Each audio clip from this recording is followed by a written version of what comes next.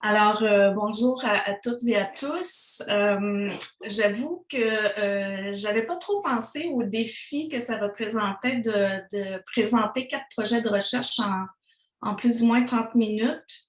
C'est un bel exercice. Ça m'a permis, en fait, de prendre un peu un recul sur ce qui a été réalisé jusqu'à maintenant, mais aussi, ça m'a amené à ressentir beaucoup de gratitude, d'une part, pour ce privilège de pouvoir faire de la recherche dans ce domaine-là, mais aussi envers toutes les personnes avec qui j'ai travaillé de près ou de loin à travers ces années.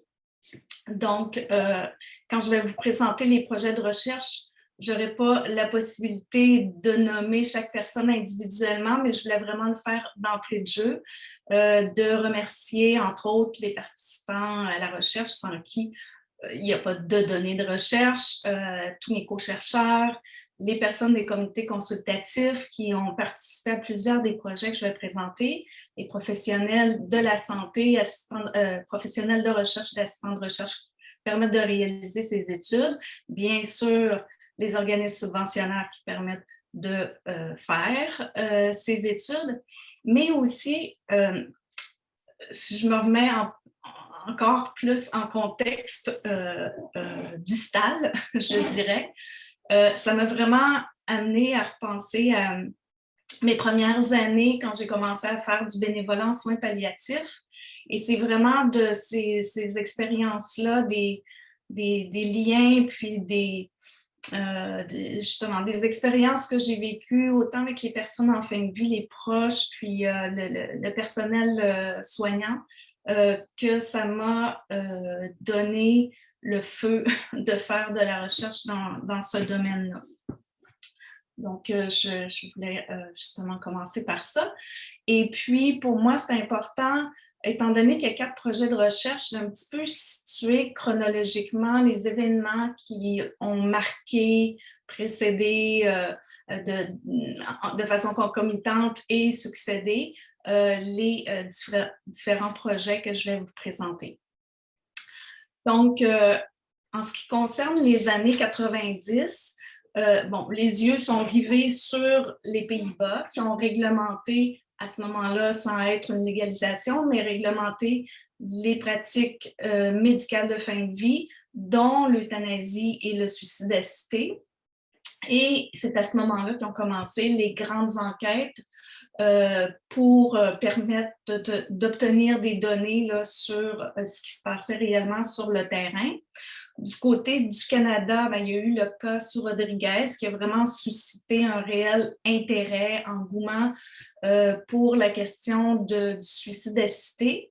Et suite au jugement défavorable de la Cour suprême dans ce cas-là, il y a eu la mise sur pied d'un comité sénatorial qui s'est penché sur ces questions-là pendant quelques années, qui a soumis un rapport qui contenait plusieurs recommandations, dont notamment l'importance de faire de la recherche sur la question de l'euthanasie et du suicide assisté, en tenant compte aussi des différentes pratiques de fin de vie, afin de mieux comprendre les différents enjeux.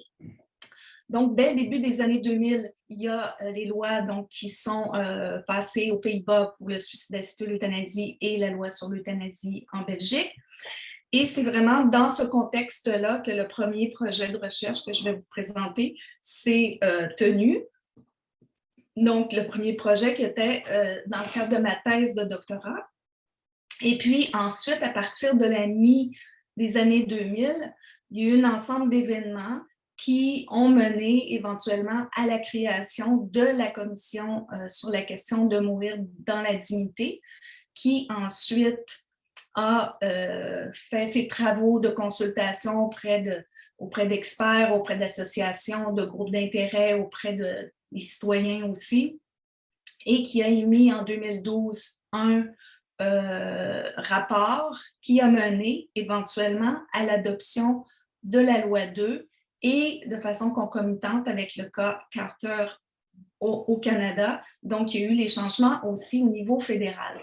En fait, c'est dans ce contexte-là, entre le début de la commission et puis les travaux qui ont suivi, que l'ensemble des autres projets s'inscrivent. Donc, projet 2, qui est une étude sur l'aide médicale à mourir avec les professionnels de la santé, la revue systématique et enfin le projet d'enquête nationale qui était aussi précédé d'un projet pilote.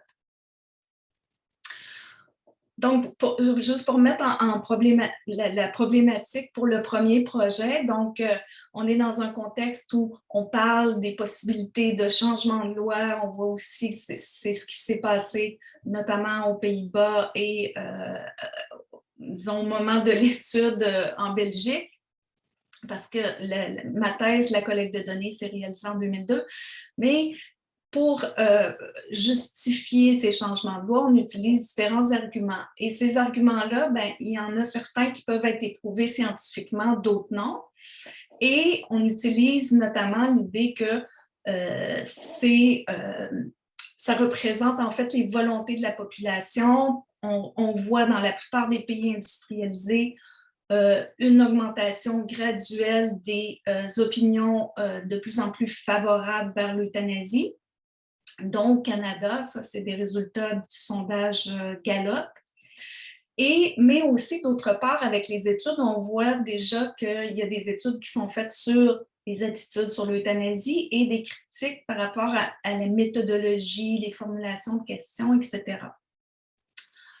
Donc, mon projet de thèse s'inscrivait dans cette perspective-là. Donc, on a mené, je pense que est-ce que j'ai oublié? Oui, j'ai oublié les objectifs, trop passé vite les objectifs. Donc, il y avait 4 objectifs, mais aujourd'hui, je vais plutôt parler de l'objectif qui était de mesurer un peu la compréhension des répondants de ce qu'est l'euthanasie par le biais des distinctions entre l'euthanasie et d'autres pratiques de fin de vie et de voir comment est-ce que cette compréhension, ces connaissances peut influencer l'opinion des gens sur la question de l'euthanasie. Alors, on a fait un sondage d'opinion publique auprès de la population. Donc, c'est un échantillonnage représentatif, stratifié par région. Ensuite, donc, sélectionné par les ménages. Et il y a eu les entrevues qui ont été faites de façon téléphonique. Donc, à ce moment-là, ça se faisait encore, c'est beaucoup plus rare maintenant. Mais ce qui est important aussi de comprendre, c'est que pour le bien de l'étude, c'était très important pour nous de développer des questions qui étaient basées sur une description de la situation plutôt que l'utilisation des étiquettes. Donc, ne pas utiliser l'étiquette euthanasie à l'intérieur même des questions, étant donné justement qu'on veut évaluer les connaissances sur ce qu'est ou non l'euthanasie. Donc, il y avait 5 vignettes descriptives. On s'est basé sur la définition notamment de l'euthanasie, du suicide assisté aux Pays-Bas et sur les définitions aussi qui étaient offertes dans le rapport du comité sénatorial. Donc, l'étude a été réalisée auprès de 991 répondants avec un taux de réponse de 50 %. Grosso modo, les résultats importants par rapport à ces questions-là qui ressortent. Donc, quand on a donné aux répondants, on leur a donné le descriptif, ou en tout cas la vignette qui décrit la situation, qui est une situation d'euthanasie. Il y a 80 % de la population qui ont dit que oui, c'était de l'euthanasie. Mais ensuite, pour les autres vignettes, on demandait à chaque fois, est-ce que selon vous, c'est de l'euthanasie ou non? Et ce qu'on a observé, c'est que dans 72 % des répondants ont identifié la vignette qui décrivait une situation de suicide assisté comme étant de l'euthanasie. 66 % la vignette décrivant l'arrêt de traitement comme étant de l'euthanasie, le soulagement des douleurs au risque de hâter la mort. Et ça, je sais qu'il y a des débats par rapport à ça, mais c'est quand même au niveau de la classification des enquêtes, c'est la façon dont ça se fait. Donc, 49% de la population pensait aussi que c'est de l'euthanasie. Et l'abstention de traitement, quand même, le fait de ne pas donner un traitement qui pourrait prolonger la vie, 38% des répondants pensaient que c'était aussi de l'euthanasie. Donc, quand on a regardé le lien entre ces connaissances, ou en tout cas possibilité de distinction, avec l'opinion qu'ils émettaient sur la question de l'euthanasie. Donc, on a observé notamment, je porte l'attention plus particulièrement là-dessus, c'est que vraiment le fait de croire que l'arrêt de traitement, c'est de l'euthanasie, avait un effet sur l'opinion. Donc, ceux qui étaient confus croyaient que l'arrêt de traitement, c'est de l'euthanasie, donnaient une opinion plus favorable aux questions sur l'euthanasie. Deuxième projet, donc compréhension des professionnels de la santé, des gestes cliniques en fin de vie et leur statut légal. Là, on se retrouve dans un contexte suite au dépôt du rapport de la commission, donc après un peu plus de 2 ans de travaux, de discussions au sein de la population. Et on est aussi au moment où la commission demande à un comité d'experts de voir la possibilité de mise en application des recommandations, dont l'ensemble des recommandations, donc il y avait une vingtaine de recommandations, à peu près la moitié portait sur l'aide médicale à mourir. Donc le projet, c'était d'explorer la compréhension des professionnels de la santé de qu'est-ce que l'aide médicale à mourir en fonction aussi d'autres pratiques de fin de vie et aussi du contexte légal. Donc ici, on a fait une étude à plus petite échelle. Donc on avait un échantillon de 271 participants comprenant des médecins et des infirmières qui ont été sollicités dans le cadre d'activités de formation continue. On a obtenu un bon taux de réponse. Ils sont quand même captifs, 88%. À ce moment-là, on a développé 6 scénarios cliniques qui ont été développés, ces scénarios, d'une part sur la base d'un questionnaire qui avait déjà été utilisé en Belgique. On a adapté ce questionnaire-là. D'une part, sur la base de la classification qu'on a développée dans le cadre de la revue systématique, que je vais présenter après, mais c'était des projets qui étaient concomitants. Ensuite, donc on va voir tout de suite après, là, je pense que ça va être plus facile de voir. Donc, comment est-ce que ces scénarios ont été construits? Le premier scénario est un scénario qui décrivait une situation clinique d'arrêt de traitement. Le deuxième, d'utilisation d'opioïdes ajustés au soulagement des douleurs et des symptômes. Et le troisième, quatrième, cinquième et sixième scénario portait sur l'utilisation d'une substance potentiellement létale, donc qui était donnée au-delà de ce qui était nécessaire pour le soulagement des symptômes. Et là, il y avait des variations entre qui pose le geste et s'il y avait ou non une demande du patient. Et une distinction aussi au niveau du moyen, en tout cas de la substance qui est utilisée. Ce qu'on a observé, d'une part, qui était vraiment surprenant, donc la première question ici qui est en bleu, c'était, selon vous, est-ce que ces scénarios, est-ce que ces gestes cliniques sont actuellement permis par la loi?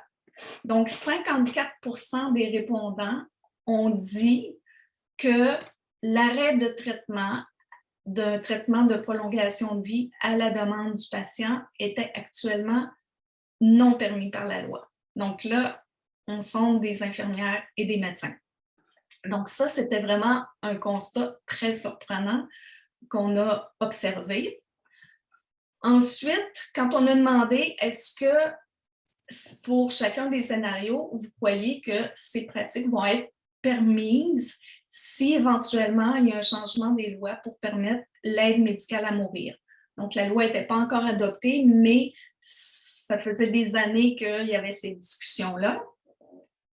Alors si on regarde avec les scénarios, on voit qu'il y a moins de 40% des répondants qui croient qu'un ou l'autre de ces scénarios-là est possible s'il y a une loi pour permettre l'aide médicale à mourir.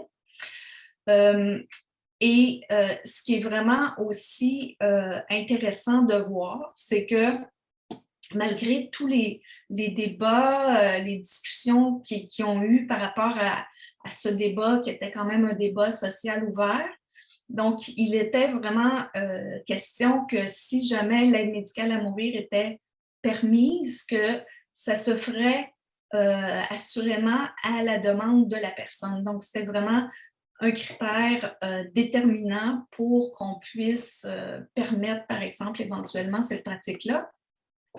Sauf que pour 33% des répondants, donc le fait d'utiliser un barbiturique avec un bloqueur neuromusculaire, qui en général, ce sont les substances là, en tout cas, qui étaient utilisées, entre autres aux Pays-Bas puis en Belgique, à ce moment-là, dans le cadre des euthanasies, donc qui étaient administrées par le professionnel de la santé, mais à la demande d'un proche pour un patient inapte, donc 37% ont répondu que 33% que ce serait un type de scénario qui pourrait être permis, comparativement à 27% dans le cadre et 22% dans le cadre d'autres substances, mais à la demande du patient. Donc ça, on était vraiment un peu surpris de ça. Donc, ça montrait vraiment ces résultats, comment est-ce que non seulement la population, mais maintenant aussi les professionnels de la santé ont besoin d'être informés, autant de qu'est-ce qui va se passer si on modifie les lois, parce que c'est quand même eux qui vont être interpellés, qui vont être impliqués dans ça, mais aussi, c'était interpellant de voir qu'il y a quand même une proportion importante de professionnels de la santé qui n'étaient pas réellement au courant des droits en matière de soins de fin de vie, dont le droit de refuser un traitement de prolongation de vie au moment de l'enquête.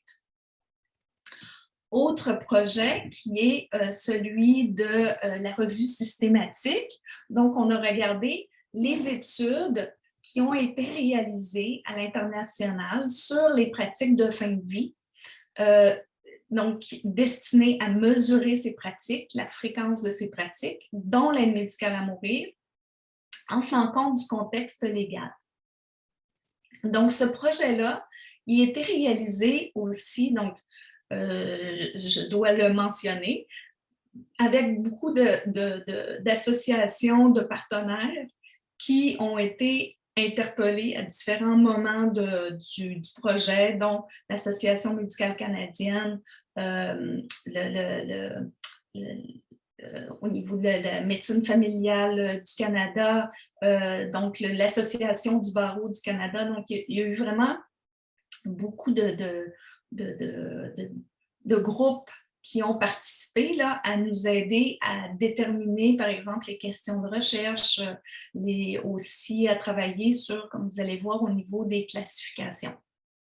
Donc, le Réseau de soins palliatifs du Québec, le ministère de la Santé et des Services sociaux du Québec, et aussi d'autres organismes, mais qui ont préféré ne pas être nommés comme ayant participé là, au projet. Donc, ça aussi, c'est intéressant de voir quand on est sur des sujets comme ça qui sont chauds. En plus, on était vraiment dans un moment où il y a les discussions, mais la loi n'a pas encore été passée. Donc, il y avait des genres de tensions au niveau de la recherche et des personnes qui étaient impliquées en recherche. Donc, on est vraiment dans ce contexte-là de débat, autant au niveau québécois que canadien, avec le cas Carter. Et peu importe d'un côté ou de l'autre, mais souvent, on utilise des données qui sont déjà publiées et pour alimenter les débats, pour essayer de prendre des décisions plus éclairées. Donc, la question qu'on se posait, c'est est-ce qu'on connaît vraiment des données qui nous permettent de voir de façon générale qu'est-ce qui se passe ailleurs et puis comment est-ce que ces pratiques-là peuvent évoluer, notamment en fonction du contexte légal de ces pays-là.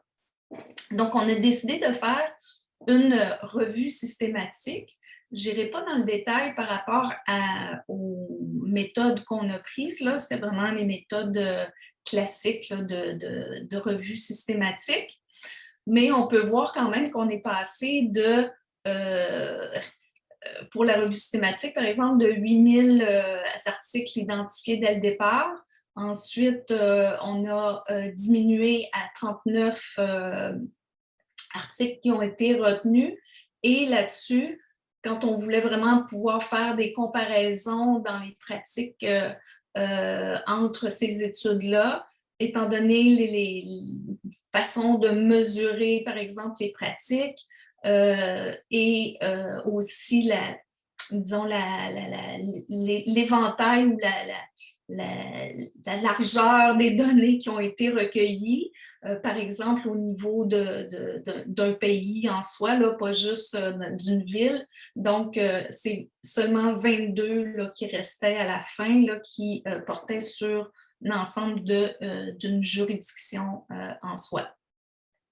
Très vite, on s'est rendu compte que pour pouvoir faire ce travail-là, il fallait vraiment qu'on travaille sur une classification qui nous amenait à opérationnaliser nos étiquettes qu'on utilise tout le temps dans le langage parlé, mais qui peuvent être observées et qui peuvent permettre de comparer à des niveaux similaires là, selon les gestes qui ont été posés. Donc, grosso modo, puis ça rejoint un petit peu là, le projet qui a été présenté avant. Donc, on a un premier bloc qui sont les pratiques d'abstention, d'arrêt de traitement qui visent à prolonger la vie.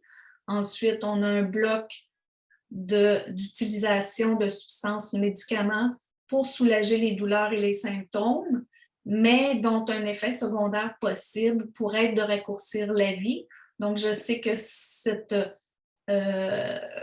option-là est débattue par plusieurs chercheurs qui ont des données de recherche qui démontrent que même parfois les médicaments pour soulager peuvent même prolonger la vie.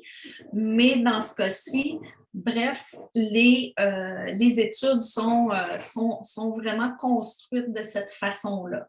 Donc, vous allez voir aussi qu'est-ce que ça apporte comme problématique.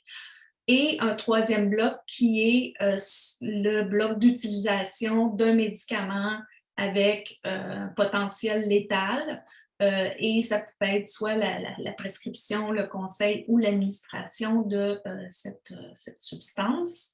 On regardait aussi, est-ce qu'il y a eu une demande? Oui, non. Si oui, est-ce que le patient était apte? Sinon, est-ce qu'il y avait des directives médicales anticipées? Parce que dans certains pays, c'est possible.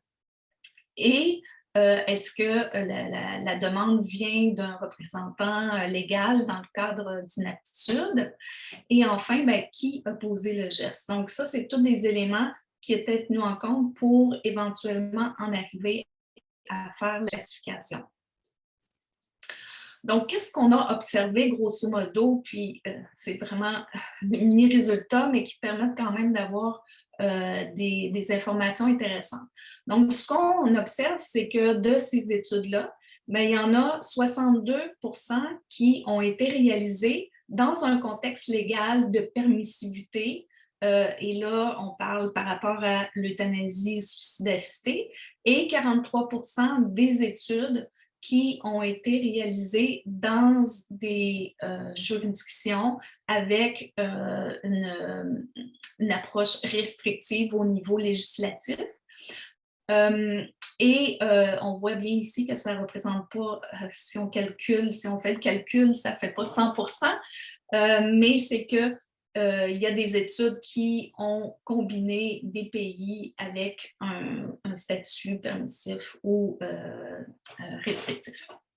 Alors, ce qui est intéressant de ça, ce que ça nous dit, c'est que peu importe le statut légal dans un pays des pratiques d'euthanasie ou de suicidacité, il est possible de faire ce type d'études. Donc, il est possible de recueillir ce type d'informations, ce que plusieurs personnes doutaient fortement et ce qui a été très, très difficile à vendre comme possibilité de faire cette étude-là au Québec ou au Canada.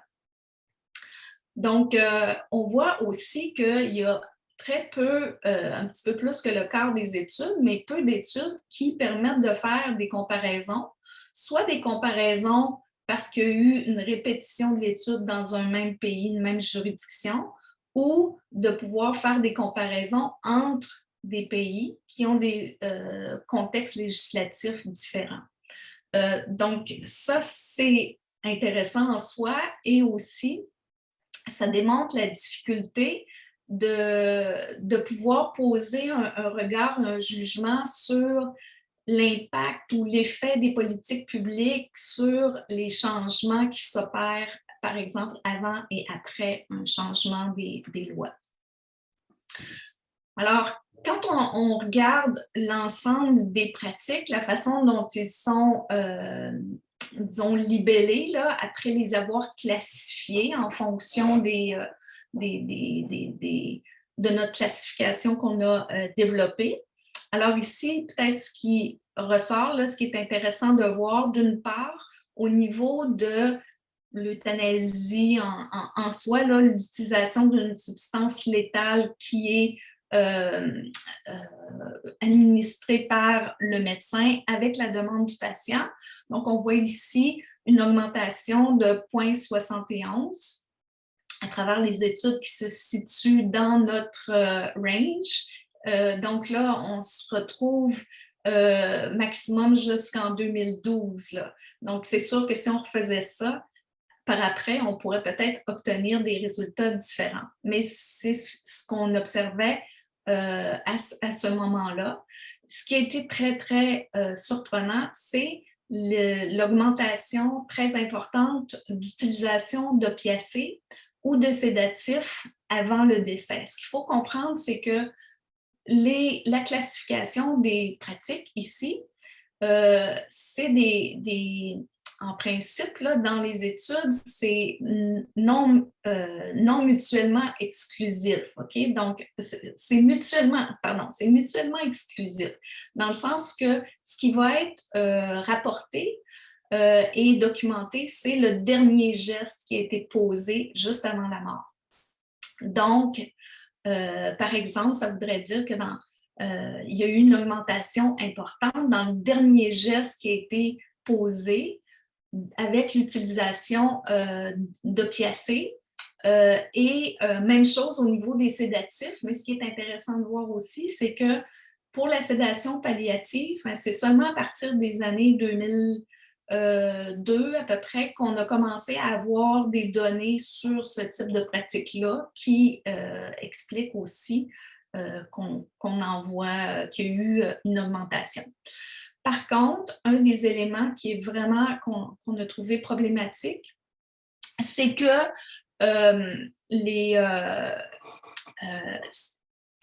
c'est que la question de l'intention, c'est que les études sont principalement toutes basées sur le modèle BA, utilisent un peu les mêmes types de formulations et dans les questions, il est demandé est-ce que, par exemple, dans l'utilisation de la médication, vous aviez l'intention partielle ou explicite de hâter la mort? Et dans le cas de réponse d'intention partielle, ces pratiques-là vont être classées comme étant des pratiques d'utilisation d'opiacés, avec la possibilité que de raccourcir la vie, mais donc ce n'est pas catégorisé comme étant une pratique d'euthanasie avec l'intention réelle de provoquer la mort du patient là, pour mettre fin à ses souffrances. Donc ça, c'est un défi quand on a justement à faire les comparaisons et la classification des données qui viennent d'études différentes, notamment à cause de cet élément-là, de l'intention. Mais aussi, ce qu'on a observé, c'est que parfois, et ça, c'est en allant voir dans certaines études, c'est qu'il semble qu'il y a des médecins qui vont rapporter le geste final comme étant de l'euthanasie, mais en réalité, quand on observe la létalité des médicaments qui ont été utilisés, c'est pas suffisant pour que ce puisse être une euthanasie. Donc, d'un côté, on pense que peut-être il pourrait y avoir nécessairement soit une sous-estimation des pratiques d'euthanasie ou peut-être une surestimation aussi sur la base d'une incompréhension ou en tout cas d'une confusion au niveau de la létalité même du moyen qui a été étudié. Alors voilà, donc ce qui m'amène à parler de la dernière enquête. J'espère que je ne dépasse pas trop mon temps. Donc là, ici, en fait, je vais parler du dernier projet qui est pas encore terminé. Donc, vous allez avoir juste une petite mise en bouche de données. L'important, c'était vraiment d'être capable aussi de situer ce projet dans une continuité ou en tout cas dans une évolution aussi là, de développement des connaissances dans ce domaine-là, mais aussi le fait que ça a été très difficile d'en arriver à obtenir le financement pour faire cette étude. Jusqu'à maintenant, l'ensemble des données qui étaient disponibles au Québec, au Canada, sur les pratiques médicales de fin de vie, donc étaient plus particulièrement des études sur les attitudes, sur les opinions, sur les intentions, où bon, on perçoit que peut-être, par exemple, il y a de l'euthanasie. Par exemple, je prends un exemple comme ça, au hasard. Donc, attendez une petite seconde parce que je veux vraiment vous le... Okay. Donc, ici, par exemple, c'est un sondage qui a été réalisé en 2009 par la Fédération des médecins spécialistes du Québec. Dans le journal, il est écrit, il est rapporté, l'euthanasie n'est pas permise selon la loi, mais dans les faits, elle est courante dans les hôpitaux. Le sondage révèle d'ailleurs que 81% des médecins ont eu conscience souvent, parfois ou rarement, d'une telle pratique. Il s'agit généralement de polytraumatisés de la route, en état de mort cérébrale, qui sont débranchés, ou de malades en phase terminale qui reçoivent un sédatif palliatif. Alors, c'est sûr que quand on se base sur des données comme ça pour dire c'est quoi la fréquence des pratiques, est-ce que ça se passe, oui, non, c'est peut-être pas les meilleures données pour pouvoir avoir un portrait, là, un meilleur portrait de ce qui se passe en réalité. Donc, les études qui ont été faites, dont j'ai parlé juste auparavant avec la revue systématique, principalement basées sur des études qui ont débuté dans les années 90 aux Pays-Bas.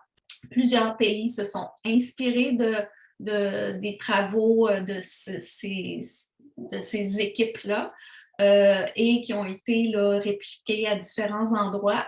Mais c'est bien sûr aux Pays-Bas et en Belgique pour lesquels on a le plus d'informations et qui permet aussi de voir une évolution à travers le temps.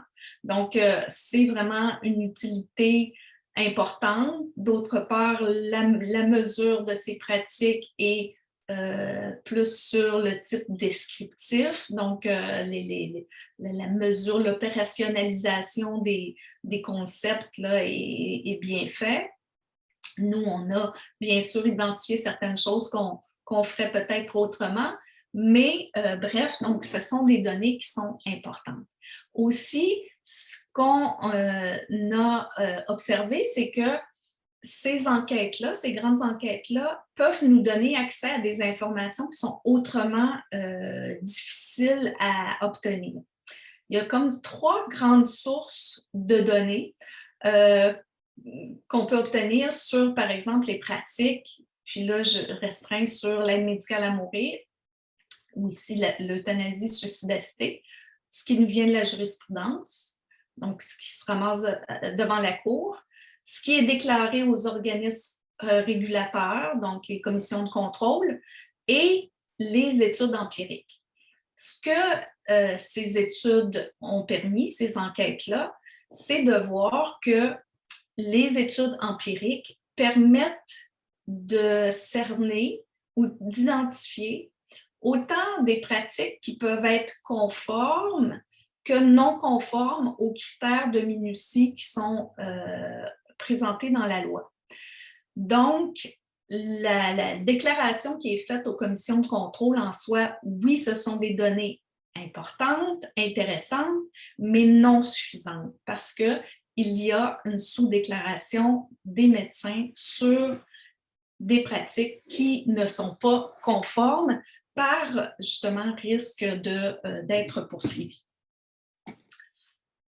Alors, nous, on a fait l'étude pilote pour commencer parce qu'il a fallu passer par là, mais c'était une bonne chose aussi. On a validé le questionnaire, on l'a adapté au contexte, on a travaillé aussi beaucoup avec le comité consultatif pour le cadrer dans le contexte québécois-canadien. On a adapté la méthode d'échantillonnage. On s'est rendu compte que la façon dont la plupart des études ont été réalisées, qui est par le biais des certificats de décès, que c'était impossible de faire cette méthode-là à travers le Canada. Donc, on a utilisé la méthode qui a été développée en Grande-Bretagne à partir des registres de médecins. Et on a aussi testé la collecte de données et enfin la faisabilité de cette étude-là. Donc, là, les objectifs de l'enquête sont plus multiples et je vais vous donner juste quelques petits résultats par rapport à la mesure de fréquence des pratiques médicales de fin de vie.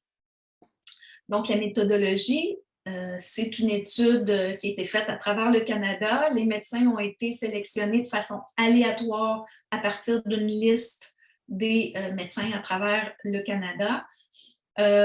Ensuite, le questionnaire s'est basé principalement sur le questionnaire de Belgique, du Royaume-Uni, mais aussi de la France, qui a fait cette enquête-là, notamment aussi avec Régis Aubry qui était dans cette équipe, donc qui nous a inspirés, entre autres, parce qu'ils ont mesuré des pratiques qui n'avaient pas été faites auparavant, dont notamment les pratiques de prolongation de vie. Donc, ça, on trouvait ça très intéressant. On s'est basé aussi, bien sûr, sur tous les travaux qu'on avait faits jusqu'avant. Donc, on a utilisé une méthode pour essayer d'avoir un taux de réponse le plus élevé possible. Je suis allée un petit peu trop vite. Donc, on a... Excuse-moi, Isabelle, est-ce que oui? tu pourrais être capable de conclure en 3 minutes? Oui. Merci. Parfait. On a obtenu un taux de réponse de 42 %. Donc, ce qu'on a observé rapidement, c'est on a mesuré donc l'ensemble des prêts. Donc, 61 % des médecins vont avoir utilisé des pratiques, des moyens de prolongation de vie auprès de leurs patients. Donc, ils devaient déclarer pour un patient. 55 % l'utilisation de médicaments. Dans l'utilisation de médicaments, on voit un ensemble d'intentions, principalement de soulagement, aussi de prolongation, mais aussi de hâter la mort. Et nous, ce qu'on a observé, c'est parfois un mix d'intentions dans même les derniers 24 heures de vie. Ce qu'on voit, c'est qu'il y a une panoplie de pratiques en fin de vie qui sont réalisées dans la dernière année. Donc, nous, on s'intéresse plus à l'ensemble de cette complexité-là plutôt qu'aux derniers gestes posés. Et aussi, un élément intéressant, c'est qu'on a posé la question de savoir est-ce qu'il y a eu une demande pour prolonger ou hâter la mort. Et ce qu'on voyait, c'est un peu plus de personnes, autres personnes que le patient, qui font des demandes pour prolonger la vie. Donc, en conclusion, j'espère vous avoir convaincu de la nécessité d'avoir des mesures valides, fiables pour mesurer ce qui nous intéresse, autant les opinions, les pratiques. D'où aussi l'importance d'un observatoire sur les soins palliatifs et de fin de vie au Québec et au Canada. Un grand besoin d'information tant de la population, de formation des professionnels de la santé, parce que je suis sûre que le problème, il n'est pas réglé. Et il y a bien sûr l'intérêt d'étudier l'aide médicale à mourir à l'intérieur des différents types de pratiques médicales de fin de vie. Ces premières données canadiennes, espérons qu'on en aura d'autres pour voir éventuellement l'évolution à travers le temps. Voilà, merci à vous.